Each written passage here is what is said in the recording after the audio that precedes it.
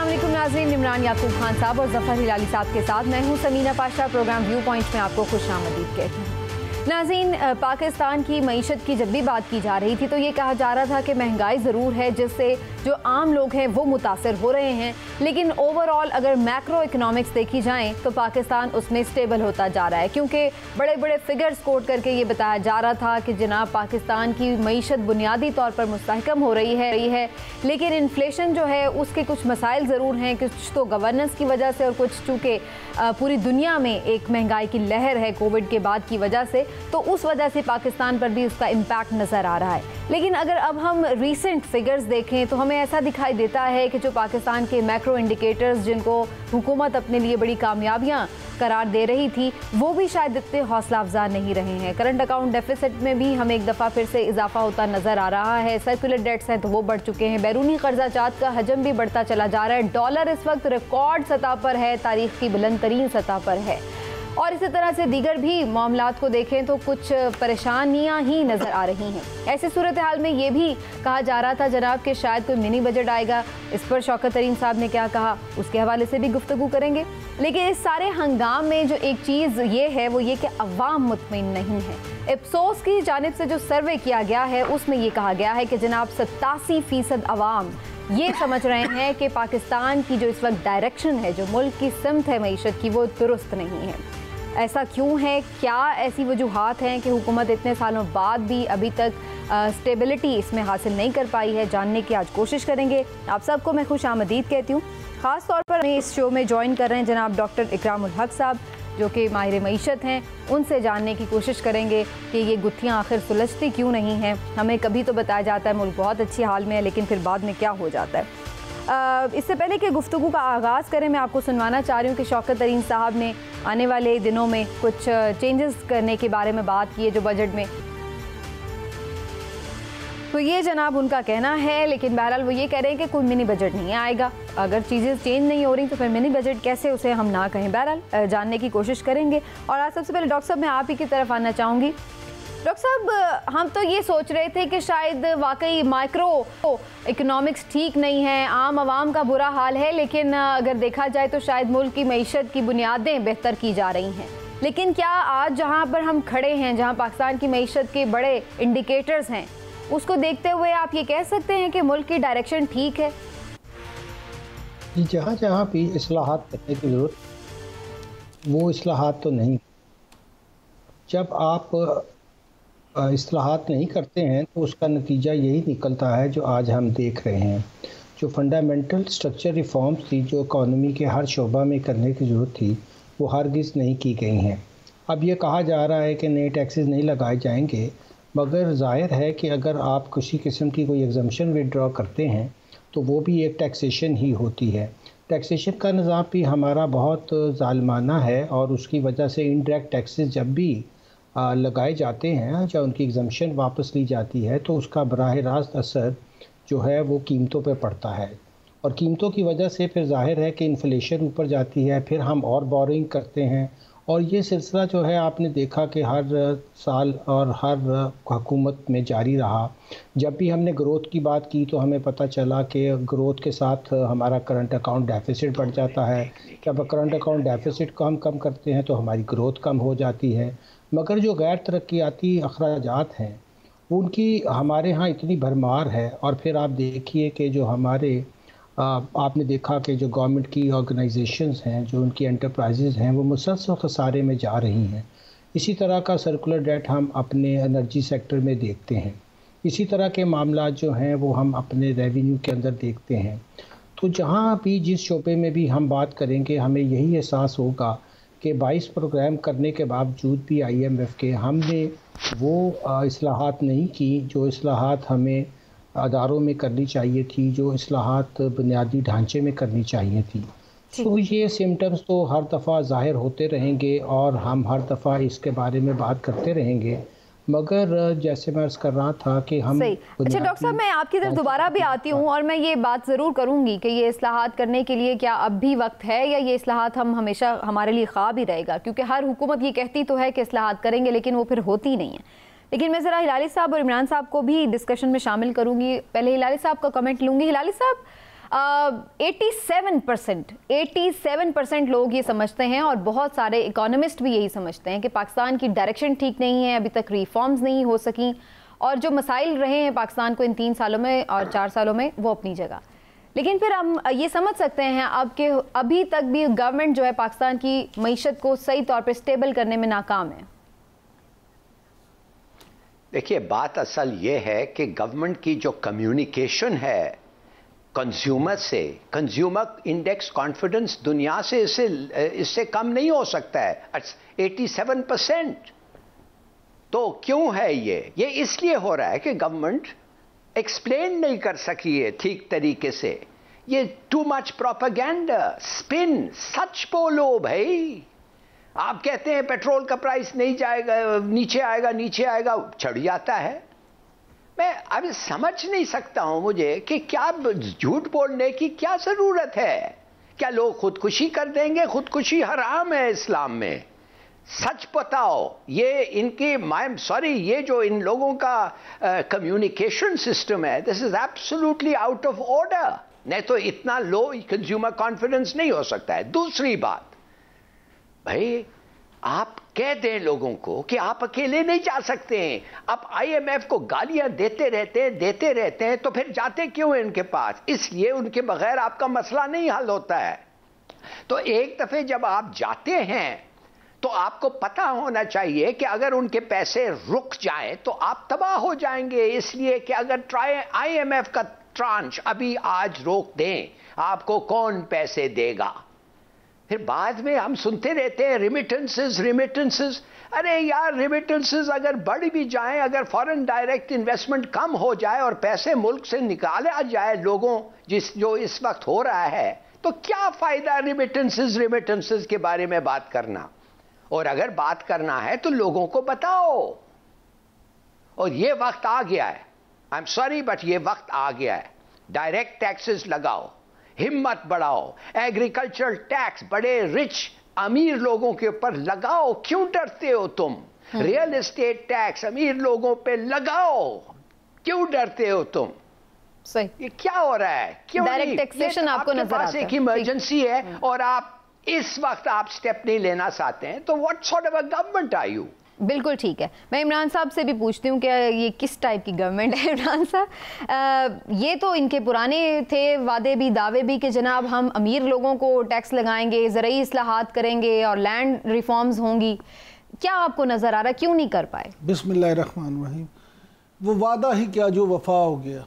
वादा तो इनका ये भी था कि वो खुदकुशी कर लेंगे लेकिन IMF के पास नहीं जाएंगे, तो फिर चले गए। IMF के पास पिछली सारी हुकूमतें भी जाती रही हैं। आप देखें 2-3 अशरों में तो शायद कोई हुकूमत हो जो ना गई हो, लेकिन इन्होंने जिस तरह से कमर तोड़ी है, जिस तरह से IMF की शराइत मान के अवाम की कमर तोड़ी है, उसकी मिसाल माजी में नहीं मिलती।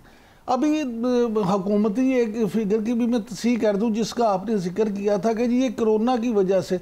भाई आपकी तो जो महंगाई की शरह है वो डबल डिजिट में कोरोना से पहले ही जा चुकी थी सरकारी दादोशुमार के मुताबिक। आप सारा मलबा कोरोना पे ही डालते हैं। चलें बहरहाल, गुजारिश सिर्फ इतनी है कि आप ये जो बात कर रही हैं, अभी जिस सर्वे की आपने बात की 87% की, अगली बात सुन लें कि किस तेज़ी से तहरीक इंसाफ की हुकूमत का ग्राफ नीचे गिर रहा है। सितंबर में एक हुआ था सर्वे, इन्होंने ही किया था, अफसोस वालों ने। उसके मुताबिक सितंबर में जो हुआ 2 महीने पहले 66% शुरा का मानना था कि मुल्क गलत सिमत में, आज 87% है। आप देख लें कि 2 महीने में कितना फ़र्क पड़ गया। उसके बाद इसी सर्वे में महंगाई को पाकिस्तानियों के लिए परेशान कुन मसला जब करार दिया है, 43% है, उन्होंने कहा कि सबसे ज़्यादा मसला महंगाई है। जबकि सितंबर में जो शरह थी ये उससे 17% ज़्यादा है। यानी कि आप इससे अंदाज़ा लगा सकते हैं कि अवाम महंगाई से दिन ब दिन कितना ज़्यादा परेशान होते जा रहे हैं कि वो उनके हर सर्वे में अब उनका एक फ़र्क नज़र आता है। रिफॉर्म्स क्यों नहीं कर सके? माफियाज यहाँ पे भी माफियाज हैं। नहीं, रिफॉर्म्स इसलिए नहीं कर सके कि इनके पास टीम नहीं है। इन्होंने ख्वाब तो दिखाए थे, झूठे वादे तो किए थे, लेकिन होमवर्क कोई नहीं था। 3.25 साल हो गए, गजब खुदा का 3.5 साल होने को हैं और आप अभी तक इस्लाहात करने की बात करते हैं, आपने पहला स्टेप नहीं किया। या तो आपको पहला स्टेप भी करके दिखाते कि हमने इस्लाहात के लिए कर लिया है। और डॉक्टर इकराम साहब बिल्कुल सही फरमा रहे थे, जब आप टैक्स एग्जम्पशन खत्म करेंगे तो टैक्स नहीं तो और क्या होगा। मिनी बजट तो सर पे खड़ा है, मिनी बजट तो आ गया, तो लिहाजा ये जो चीजें हैं भुगतना। दो इंपॉर्टेंट बातें डॉक्टर साहब आपसे मैं बात करूंगी जिन पर रिफॉर्म्स की भी, लेकिन पहले IMF के हवाले से। IMF के पास हमें दोबारा फिर से जाना पड़ा है और इस दफ़ा उनकी सख्त से सख्त शराइत हैं। अब मेरा सवाल आपसे ये है कि IMF जब हमें पैसे देता है तो वो हमें कहता है कि आपने ये रिफॉर्म्स भी करनी है, हम वो रिफॉर्म्स तो करते नहीं, फिर IMF हमें दोबारा कर्जा भी दे देता है और फिर हमारा जो आवाम के ऊपर बस चलता है बस वही चलता है। तो ये इस शिकंजे से कैसे निकल सकते हैं? हम दोबारा क्यों गए हम IMF के पास? जी, बार बार हमारा यही मसला होता है कि IMF तो हमें ये नहीं कह रहा कि आप डॉलर की कीमत यहाँ ले जाएं, वो नहीं आपको कह रहा कि आप पेट्रोल के ऊपर लेवी लगाएं, ये वो नहीं कह रहा आपको कि आप इस तरह से अपने टैक्सेस के निज़ाम को जो है वो दुरुस्त करें या ना करें। वो तो ये कहते हैं कि जो आपका मालियाती खसारा है, यानी कि जो आपका आमदन और ख़र्चों का जो बैलेंस है वो क्रिएट करें। अब ये बात तब होती है जब आपका करंट अकाउंट डेफिसिट बढ़ता है, तो आपको सडनली ये एहसास होता है कि भाई हमें तो बाहर से पैसे लेने हैं, क्योंकि जो फॉरेन करेंसी में अकाउंट होते हैं वो सिर्फ़ और सिर्फ आप देखें कि IMF कोई ₹5 में आपको लोन नहीं देता, वो आपको फॉरेन करेंसी में लोन देता। आप कब IMF के पास जाते हैं? आप तब IMF के पास नहीं जाते जब आप लोकली नोट छाप सकते हैं, आप उस वक्त जाते हैं जब आपको अपनी फ़ॉरेन जो कमिटमेंट्स हैं जिसमें आपने डेट सर्विसिंग करनी है, आपने जो है वो अपनी इंपोर्ट को फ़ंड करना है, जब आपके पास वो डॉलर नहीं होते हैं तो फिर आपको IMF को, जिसे हम लेंडर ऑफ लास्ट रिजॉर्ट कहते हैं, उसके पास जाना पड़ता है। जैसे मैं अर्ज़ कर रहा था, पाकिस्तान में जब भी हम ग्रोथ की बात करते हैं तो सडनली हमें पता चलता है कि हमारी इंपोर्ट में बेपनाह इजाफा हो गया है। आप देखिए कि $20 बिलियन का तो अब हम सिर्फ ऑयल ही मंगवाते हैं। अब अगर ऑयल आज $70 पर बैरल भी हो जाए तो 176 के साथ जब हम उसका ख़रीदेंगे तो जाहिर है कि उसकी प्राइस तो बढ़ेगी। तो हमारे यहाँ जो डॉलर्स की कमी होती है, जो हमारे यहाँ एक्सपोर्ट्स की कमी है, जो हमारे यहाँ डेफिसिट होता है करंट अकाउंट का, हम इसके ऊपर काबू क्यों नहीं पा पाते? हमारी प्रोडक्शन जो है, हमारी एक्सपोर्ट जो है, हमारी जो एफिशिएंसी है वो इतनी पुअर है कि इतने सालों में हम खुद कफ़ील ही नहीं हो सके हैं कि कम से कम हम अपने जो फॉरेन रिजर्व्स हैं वो इस हद तक ले जाएं कि हमें IMF के पास ना जाना पड़े। जो IMF की शराइत होती हैं वो तो हम लिख कर पहले ही प्रोग्राम में दे चुके होते हैं, फिर बाद में उसका शिकवा क्या करें कि IMF ने हम पे ये पाबंदी लगा दी और IMF ने हमने वो पाबंदी लगा दी। वो आपको ये कहते हैं कि आप अपने स्ट्रक्चर रिफॉर्म्स कीजिए, आप अपनी क्यों नहीं हुई डॉक्टर साहब? मेरा अगला सवाल आपसे यही था, ये रिफॉर्म्स क्यों नहीं कर पाती कोई भी गवर्नमेंट? और इस गवर्नमेंट को भी हमने इसमें नाकामी देखा है, ना ही लैंड रिफॉर्म्स हुई हैं, ना ही और रिफॉर्म्स होती हैं, क्या वजह है? अच्छा, एक और भी डॉक्टर साहब इसमें प्लीज शामिल कर दीजिएगा कि हम किस तरह से कर सकते हैं, ये भी गाइड कर दें कि किस तरह से हम ये चीज़ें कर सकते हैं। जी देखिए, जहाँ तक हमारे टैक्सों के निज़ाम का ताल्लुक है तो इस वक्त 18वीं तरमीम के बाद जो वेल्थ टैक्स है या एग्रीकल्चर इनकम टैक्स तो हमेशा से सूबों के पास होता था। अब सेल टैक्स का जो सर्विसेज का है वो सूबों के पास है और जो सेल टैक्स ऑन गुड्स है वो वफाक के पास है। तो पहले तो इनको हार्मोनाइज करना चाहिए कि एक ही sale tax on goods and services हो। इसी तरह आमदनी पे एक ही टैक्स होना चाहिए, जो चाहे एग्रीकल्चर इनकम हो या नॉन एग्रीकल्चर इनकम हो। और इसी तरह हमें चाहिए कि हम अपने अखराजात में कमी करें। अब आप हैरान होंगे कि अगर पाकिस्तान ₹100 कमाता है तो 85% उसमें से डेट सर्विसिंग में चला जाता है, सूबों को 58.5% देते हैं अपने, हम जो हमारे टैक्सेस होते हैं और जो नॉन टैक्सेस की आमदनी है उसको भी शामिल कर लें तो 85% तो आप एक ही हेड में खर्च कर देते हैं। आपको अब डिफेंस के लिए भी बोरिंग करनी पड़ती है। तो हमें अपनी कैपेबिलिटी को बढ़ाना होगा, अखराजात को कम करना होगा, हुकूमत की आमदनी बढ़ेगी। और जो 18वीं तरमीम के बाद हमारे चैलेंजेस हैं, जो प्रोग्रेसिव टैक्सेस थे, अब आप हैरान होंगे कि सारे सूबों ने मिलकर पिछले साल 2 ट्रिलियन भी एग्रीकल्चर इनकम टैक्स इकट्ठा नहीं किया। तो वो अमीर जो वहाँ बैठे हुए हैं, जो आपने देखा फ्यूडल क्लास बैठी हुई है सूबाई पे, वो तो टैक्स देने को तैयार ही नहीं। तो चाहिए कि ये टैक्स जो है ये वफाक को चला जाए और जो cell tax on goods and services है उसको हम हार्मोनाइज पैटर्न में लगाएं और फिर हम अपने अखराजात में कमी करें तो फिर कहीं जाकर हम ये और फिर अपनी एक्सपोर्ट में खातिर खा इजाफा करें, उसे डिवर्सीफाई करें 5-6 आइटम्स, और सिर्फ आप यार्न बेच कर और वैल्यू एडिशन किए बगैर तो अपनी एक्सपोर्ट्स को आगे नहीं ले जा सकते। बांग्लादेश 55% इस वक्त सिर्फ टेक्सटाइल से जो है वो एक्सपोर्ट कर रहा है। उनका अगर आप खर्चा देखें तो वो अगर 100 रुपये कमाते हैं तो सिर्फ उसमें से 50 रुपये वो जो है वो अपने अखराजात पे, एडमिनिस्ट्रेटिव अखराजात पे खर्चा करते हैं, जबकि हमारा 85% है। तो इस तरह तो रियासत नहीं करती। बिल्कुल ठीक है। हिलाली साहब, अब आपको क्या नज़र आ रहा है, वक्त तो कम ही रह गया है, क्या एक और मिनी बजट आएगा या कोई नया वजीर ख़जाना आएगा? क्योंकि हमने तो देखा है जब भी कोई मईशत के ऊपर प्रॉब्लम आती है तो हुकूमत यही करती है कि चलो जी कोई मशीर वजीर चेंज कर लिए, इससे तो हल नहीं निकला है। आने वाले दिन कैसे देख रहे हैं आप? तो अगर नहीं निकला है प्रोपेगेंडा और स्पिन और झूठ, उससे अगर नहीं निकला है और सच कह नहीं सकते आप, तो फिर कम से कम इतनी हिम्मत लगाएं कि वो टैक्सेस को इंक्रीज करें, जैसे मैं कह रहा हूं, डॉक्टर साहब कह रहे हैं, सीधी सादी बात है। और अगर ये आपकी टीम हर वक्त यही IMF के इर्द गिर्द भागते रहे तो ये कभी नहीं होगा। माने कि इट्स सो सिंपल, बड़ा मुश्किल है, बड़ा ये होगा बेल्ट टाइटनिंग। देखिए ये जो सर्वेज देते हैं 87%, आपने मुझे कहा है कि ये सर्वे, मैं ये जानना चाहता हूं, ये सर्वे में लिखा हुआ है कि सिर्फ 5% लोग टैक्स के बारे में बॉदर कर रहे हैं, माने उनको परवाह ही नहीं है, सिर्फ 5% को परवाह है टैक्स, और सिर्फ 4% है जो कहते हैं कि रुपी जो है। भाई ये अनपढ़ लोग, ये पता नहीं किन से आप पूछते हैं, क्या tax is not concerned with inflation? अगर इतने लोग कहते हैं 70-50% कहते हैं इन्फ्लेशन हो, तो क्या ये 5%, how does it make sense? देखिए ये सब स्टेटिस्टिक्स छोड़े, आप go to good economist, doctor is one, उनको पकड़ें, 3-4 को बिठाएं और कहें कि forget about pressure, forget about public opinion, forget about election, हार जाने के लिए मैं तैयार हूं, क्या जरूरी है, और करके अगर आपसे बर्दाश्त नहीं होती तो फौज को कहे कि आप आके ले लें। अच्छा, For God's sake, सोचिए कोरिया में क्या हुआ, सोचिए कोरिया में क्या हुआ, 20 साल 3 जनरल्स, और उसके बाद कोरिया आ गया in the rich country list. उसके बाद कभी पीछे देखा ही नहीं है कोरिया, साउथ कोरिया की बात कर रहा हूं। यार ये क्या लोग हैं, मैं समझ नहीं आ रही। डॉक्टर साहब, आप क्या देख रहे हैं, आने वाले दिनों में कोई मिनी बजट आएगा, कैसे अब ये चीजें मैनेज होंगी? क्योंकि इस वक्त तो हमें हर चीज आउट ऑफ कंट्रोल लग रही है, चाहे वो डॉलर, हमें डॉलर रेट देखें या महंगाई देखें या और भी चीजें। जी, बिजनेस एज यूजुअल होगा, कोई भी किसी किस्म का कोई भी ऐसा काम नहीं किया जाएगा जिससे आवाम को जो है मुसीबत में हो, जिससे हम जो है वो निकल पाएँ, जिससे रियासत जो है वो एक वायबल फाइनेंशियल जो है एंटिटी बन सके, जिससे हम तरक्की की राह पर गामजन हो सके।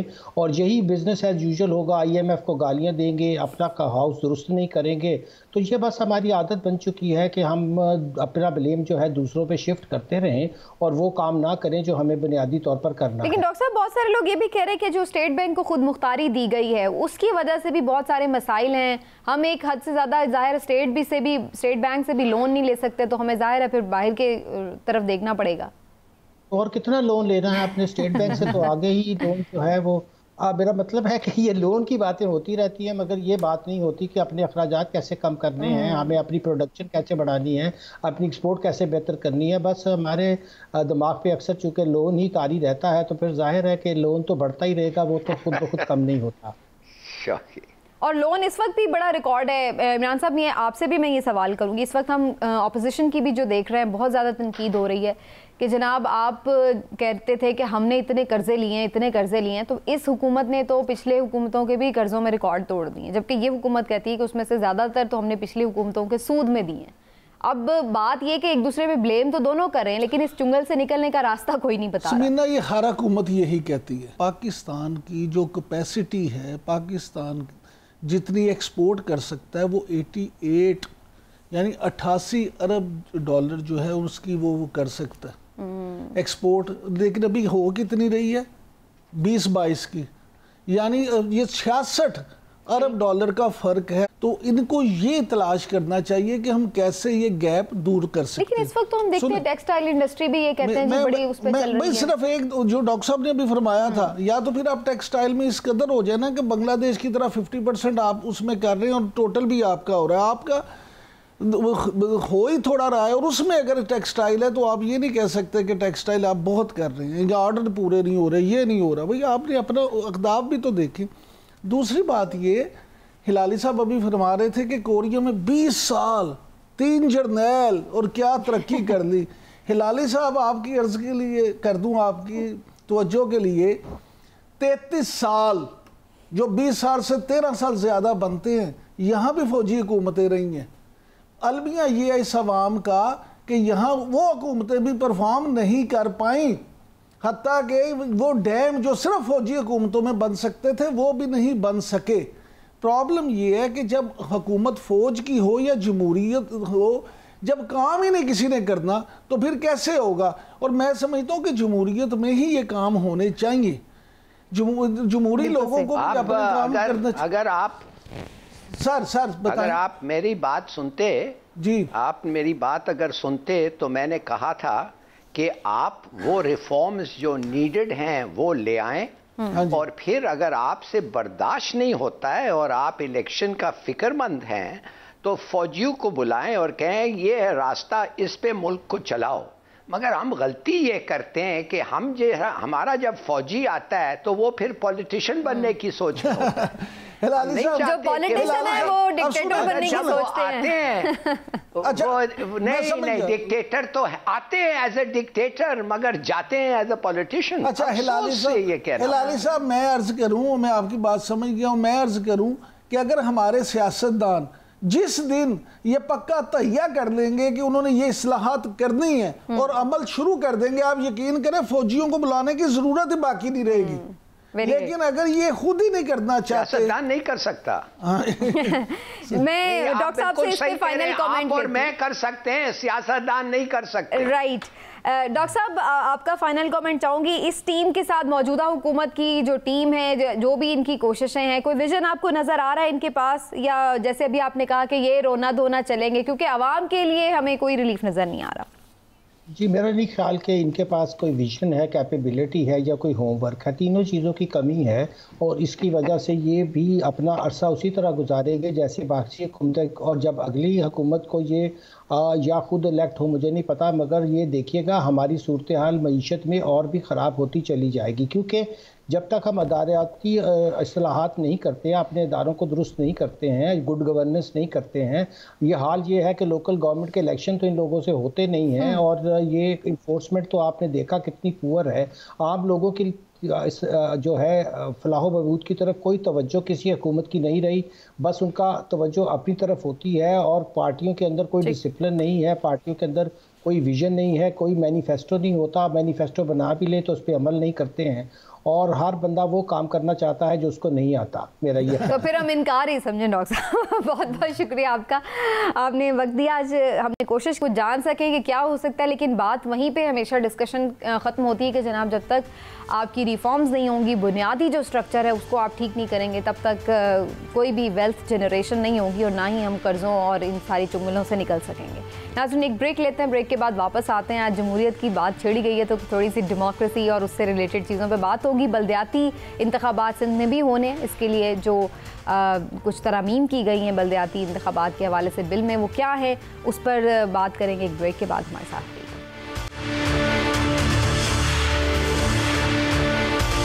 Welcome back. मुख्तलिफ सूबों में बल्दियाती इंतखाबात होने हैं जिसके लिए तमाम जो असम्बलियाँ हैं वो अपने अपने तौर पर तैयारियाँ भी कर रही हैं और इसी हवाले से सिंध असम्बली में भी जो 2021 तरमीमी बिल है सिंध बल्दियात का वो मंजूर कर लिया है। लेकिन इसमें बड़ी इंटरेस्टिंग चीज़ें हैं। अगर मैं आपको बहुत मुख्तसरन बताऊं तो इस बिल में जो साबिक सदर जनरल रिटायर्ड परवेज़ मुशर्रफ दौर का टाउन सिस्टम था उसे बहाल कर दिया, यानी जो ज़िले सिस्टम पहले बना दिया गया था इससे पहले वो ख़त्म करके दोबारा जो टाउन सिस्टम है उसको रिस्टोर कर दिया गया है। और इसके साथ साथ इसमें ये भी कहा गया है कि जी मेयर और डेप्यूटी मेयर का जो इंतखाब है वो शो ऑफ हैंड के बजाय इंतखाब के ज़रिए किया जाएगा और कोई भी फ़र्द इसके लिए मुंतखब किया जा सकता है। इसके साथ साथ ज़िला काउंसिल ख़त्म हो गई हैं, टाउन म्यूनिसिपल कॉरपोरेशन कायम कर दी जाएंगी। और एक इम्पॉर्टेंट चीज़ जो इस हवाले से है, जो शहरियों के लिए बड़ी इंटरेस्ट की बात होगी, वो ये कि कचरा उठाने और वाटर एंड सीवरेज का जो निज़ाम है वो मेयर के अंडर कर दिया गया है सिंध गवर्नमेंट से लेकर। तो इसमें जनाब ये कुछ बुनियादी स्ट्रक्चरल चीज़ें की गई हैं। इसके साथ साथ अब ये भी कहा जा रहा है कि जनाब 30 नवंबर तक सारी जो ज़रूरी कागजी कार्रवाई है वो पूरी हो जाए, ताकि जल्द अज जल्द बल्दियाती इंतखाबात सिंध में हो सकें। पंजाब के हवाले से हमने पहले भी बात की, उसके ऊपर भी कुछ सियासी जमातों के तहफ़्फ़ुज़ात हैं, उस पर भी बात करेंगे, लेकिन ज़रा सिंध से पहले स्टार्ट करते हैं। हिलाल साहब, पहले आपकी तरफ आऊँगी। अक्सर लोग कहते हैं जो परवेज़ मुशर्रफ साहब का बल्दियाती निज़ाम था, लोकल बॉडीज़ का, वो बड़ा अच्छा था। और सिंध में उसी दौर में हमने देखा कि मुस्तफ़ा कमाल साहब जो मेयर थे उस वक्त के, उन्होंने काफ़ी काम किया, लोग आज भी उनके बहुत सारे काम सराहते हैं। आप समझते हैं कि एक अच्छी चीज़ है कि ये सिस्टम बहाल हो गया? ये सिस्टम कैसे बहाल हुआ भाई?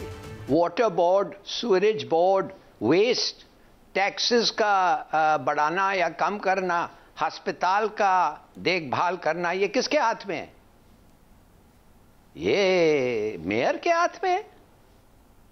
ये मेयर के हाथ में तो नहीं है। ये वाटर एंड सीवरेज है। वाटर बोर्ड मेयर के तहत है। देखिए, अगर ये मेयर के तहत है और ये मेयर जो है, बाय द वे, ये मेयर जो आएगा ये किधर से भी आ सकता है जी। ये कोई भी हो, ये इलेक्ट होके मेयर बन जाएगा उस इलाके का। मैं तो समझता हूं कि ये जो स्पिरिट है डिवोल्यूशन का, प्रिंसिपल ये है कि डिवोल्यूशन ऑफ अथॉरिटी। मैं समझता हूं सिंध गवर्नमेंट जो चीजों में पैसे हैं वो खुद रख लिया है। 25 मेयर्स को बनाया है, ये इतने छोटे हैं कि इनका कुछ फ्रैंकली इम्पैक्ट नहीं है, और इतने गरीब हैं माने क्या ये खुद अपने टैक्सेस को रेज कर सकते हैं? तनख्वाह और पेंशन के अलावा जो गवर्नमेंट प्रोविंशियल गवर्नमेंट देगी, और क्या टैक्सेस ये लगा सकते हैं? ये तो आप देख रहे हैं, मिसाल के तौर पे KMC जो हर वक्त किसी के हाथ में भी हो सकता है, इस वक्त PPP के हाथ में है, और वो PPP के हाथ में है, और PPP जो है वो 4 अस्पताल जो हैं, जो वो KMC के तहत आता था, अब्बासी, शहीद और ये वो तो प्रोविंशियल गवर्नमेंट के पहले चले गए हैं। नहीं तो अगर वो नहीं होता तो आप मुझे बता सकते कि एक MNA का भाई जो एक अस्पताल चला रहा है उसको 18 लाख तनख्वाह मिल रहा है। देखिए, ये मैं आपको बताना चाहता हूं कि कल ये एक्ट पास हुआ है। आज हम इस एक्ट को ये कर रहे हैं, डिबेट कर रहे हैं। मेरे ख्याल में थोड़ा सा ठहरते, थोड़ा रिएक्शन देते, इसलिए मेरा रीडिंग तो आपके रीडिंग से बिल्कुल मुख्तलिफ है। अच्छा, ठीक है। नहीं, मैंने तो कोई रीडिंग नहीं दी, मैंने तो आपसे ही रीडिंग ली है। लेकिन इसमें इंटरेस्टिंग बात ये भी है कि जो खुद उस वक्त की दौर की हुकूमत थी पीपल्स पार्टी की, जो हमेशा कहती है जी ये तो आमरीत के कवानीन थे, आज उसने ये कवानीन बहाल कर दिए। और जो उस वक्त के मेयर वगैरह थे, MQM और PTI के जो लोग हैं, वो ये कह रहे हैं कि जनाब आपने ये क्या गलत कानून पास किया, उनकी रिजर्वेशंस हैं। मैं इमरान साहब से सवाल ये करूँगी कि इमरान साहब, पीपल्स पार्टी तो जमहूरी रिवायात की आइनादार और अलमबरदार बनती है, फिर डिक्टेटर का कानून कैसे उन्होंने पास किया? देखिए समीना, पहली बात तो ये है कि मुझे ना अपने सियासतदानों के रवैये की समझ नहीं आती। अब मुझे ये बताएं कि मैं इसको दोगलापन कहूँ, मैं इसको मुनाफकत कहूँ, या मैं इसको मफाद परस्ती कहूँ। ये दूसरों के बारों में तो कहते हैं कि अगर वो काम ये करते हैं तो ये गलत है, लेकिन जब खुद ये काम करते हैं तो इनको वो काम ऐसे लगता है कि इससे अच्छा कोई काम ही नहीं हो सकता।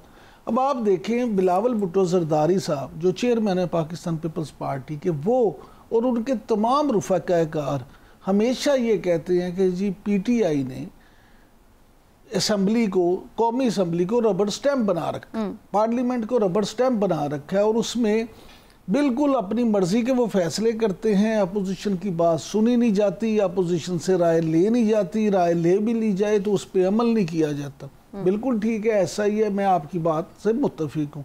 लेकिन आपने खुद सिंध असम्बली में क्या किया? क्या आपने अपोजिशन से राय ली क्या आपने उनको मौका दिया? आपने भी वही काम किया।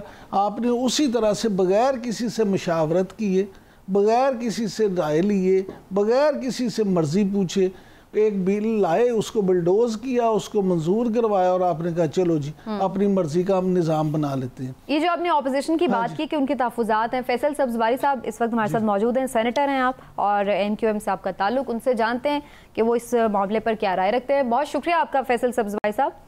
पहले तो आपको खुशामदीद कहती हूँ शो में, और फिर आपसे ये जानना चाहेंगे कि जो सिंध असम्बली में ये कानून पास हुआ है बल्दियाती इंतखाबात के हवाले से, हमें MQM और PTI दोनों ही इस पर एहतजाज करती नजर आ रही हैं। आपके बुनियादी तौर पर क्या तहफ़्फ़ुज़ात हैं? देखिए जी, बुनियादी तौर पर बहुत वाज़ेह हैं। आईन पाकिस्तान का और 18वीं तरमीम का दम भरते हैं बिलावल साहब और उनकी पार्टी इस्लामाबाद में बैठ के। उसी आईन में, उसी 18वीं तरमीम में आईन का आर्टिकल है 140A, जो ये कहता है कि सूबाई हुकूमतें बल्दियाती हुकूमतों के इंतखाबात करवा के उन्हें माली, इंतजामी और सियासी इख्तियारात तफवीज़ करेंगी। ये आईन है, उठा लें आप, और 2013 का बल्दियाती कानून उठा लें, और जो कल उसमें तरमीम की गई वो उठा लें। आपको नजर आएगा ये कानून सरासर आईन से मुतसादिम है।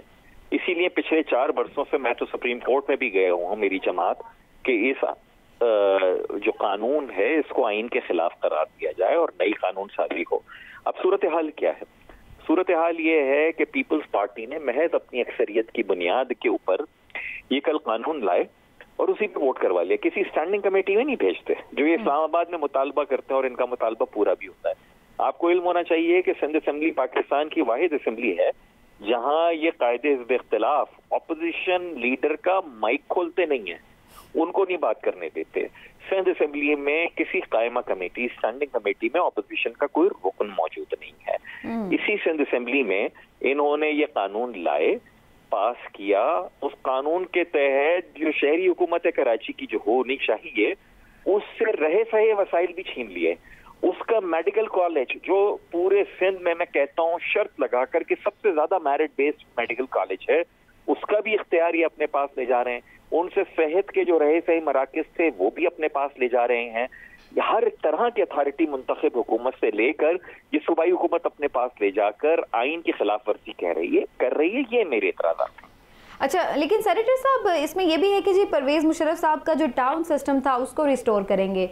उस दौर में तो NQM के मेयर भी थे मुस्तफ़ा कमाल साहब और आप लोगों ने बड़े इख्तियारात एंजॉय किए थे, तो ये टाउन सिस्टम आप लोगों के लिए एक्सेप्टेबल नहीं है इस वक्त? पहली बात तो ये बीबी के इख्तियारात एंजॉय अवाम ने किए अगर, तो ये जाकर अवाम से पूछें। ये अवाम का हक है कि उनके जो बराह रास्त मुंतखब बल्दियाती हुक्मरान हैं उनके पास इख्तियार हो ताकि वो मसले उनके हल हो सकें। दूसरी बात ये, टाउन सिस्टम क्या था? टाउन सिस्टम ये था कि वो टैक्सेस लेवी कर सकते थे।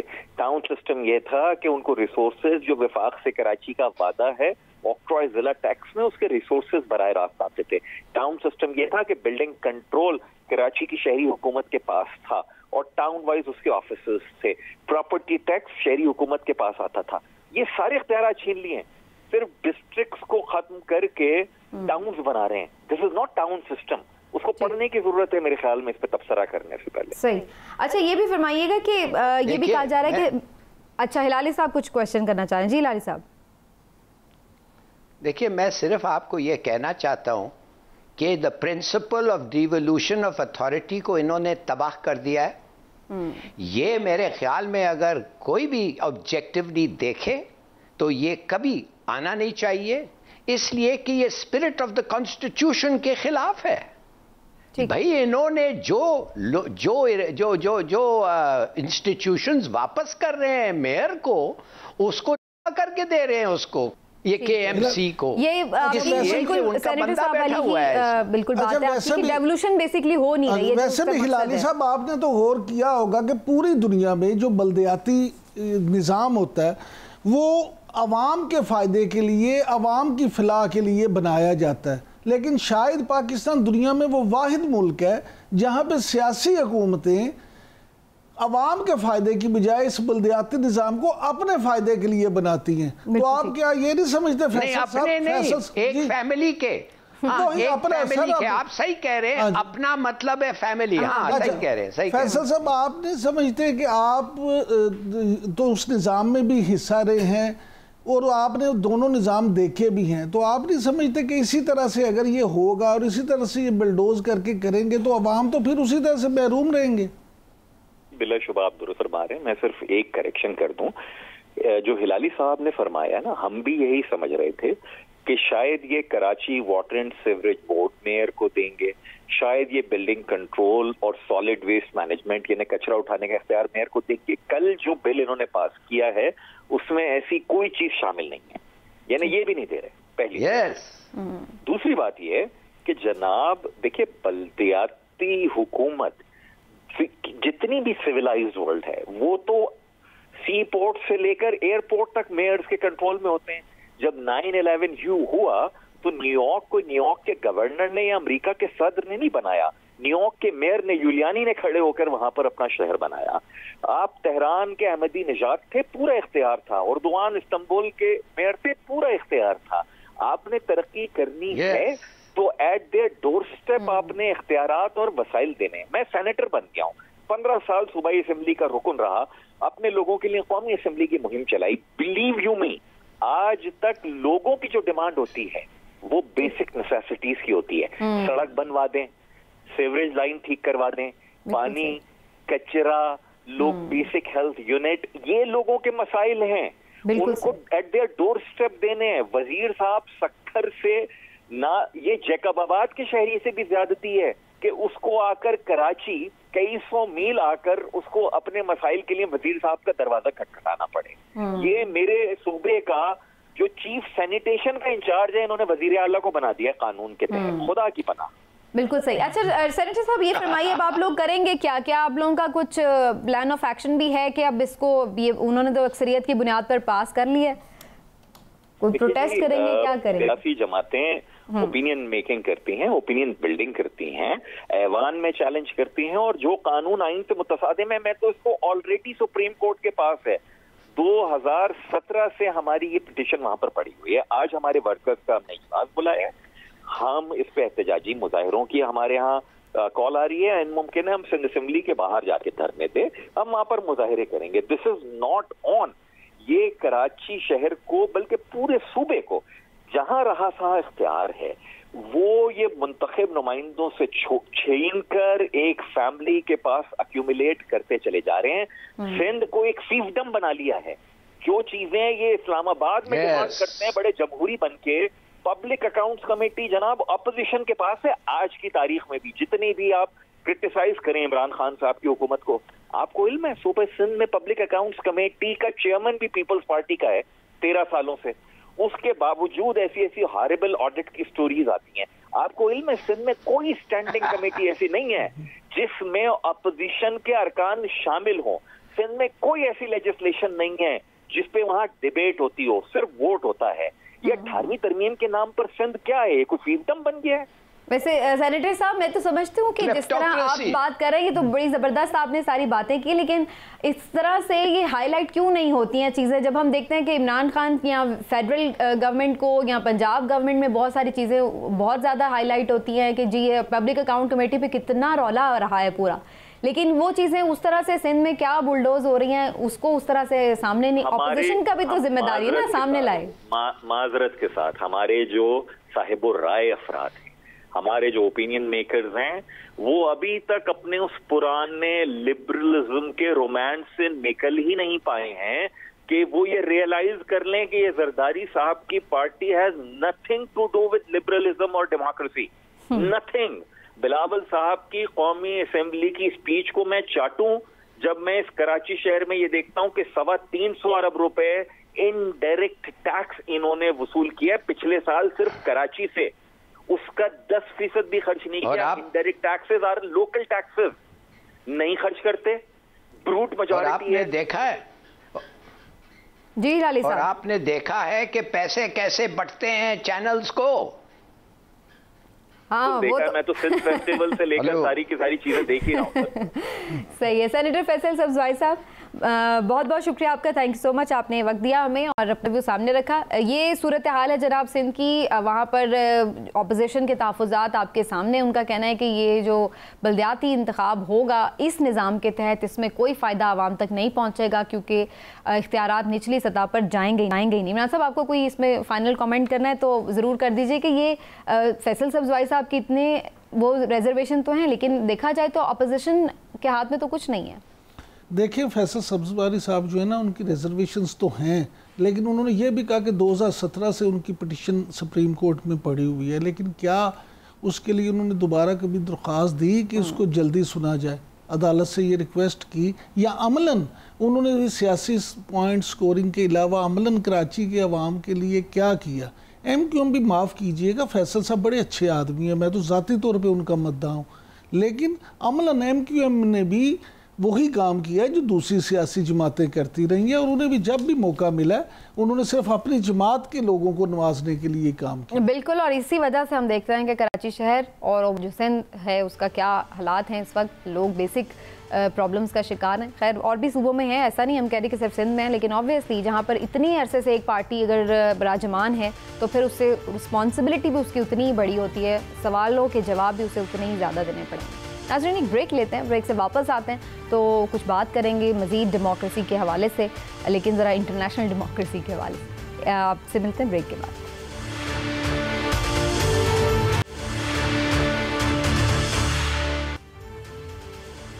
वेलकम बैक जी। अमेरिका में एक जमहूरियत पर वर्चुअल कॉन्फ्रेंस का इनेकाद किया जा रहा है जिसमें मुख्तलिफ ममालिक को मदऊ किया गया, लेकिन चाइना को इसमें इन्वाइट नहीं किया गया है, जबकि ताइवान को इन्वाइट किया गया है।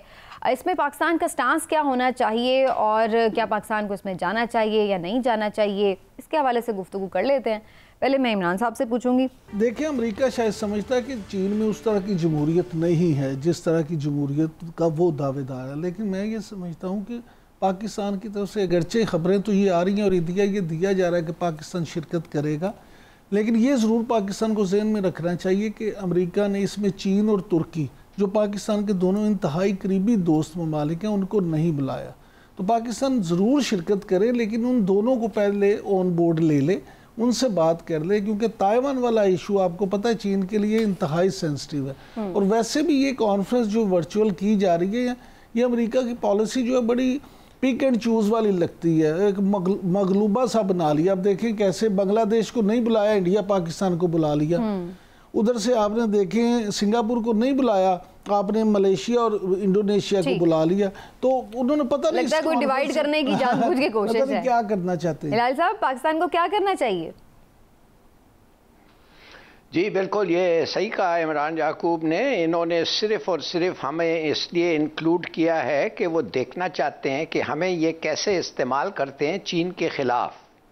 अब बिल्कुल सही है, मेरे ख्याल में हमारा पॉलिसी ये होना चाहिए कि हम चीन के पास जाना चाहिए और हम कहना उनको चाहिए आप नहीं आ रहे हैं, और आपने एक बहुत स्ट्रॉन्ग स्टेटमेंट दिया है कि इसके ख़िलाफ़ अगर आप समझते हैं कि हमें शरीक नहीं करना चाहिए, अगर आप मिसअंडरस्टैंड ये सब होगा, हम नहीं चाहते हैं इसलिए कि हमारा रिलेशनशिप आपके साथ ट्रांसेंड्स अमेरिका पाक रिलेशंस, लिहाजा आपके सजेशन पे अगर वो कहते हैं नहीं आप चले जाएं, तो उस वक्त जब हम जाएंगे अगर वो ये कहें तो हमें फिर जाना चाहिए, और फिर ये दो चीज़ें कहना चाहिए, हमें ऑब्जेक्ट करना चाहिए कि वन चाइना पॉलिसी जो है अमेरिका का भी है, उन्होंने उसको they did not honour it.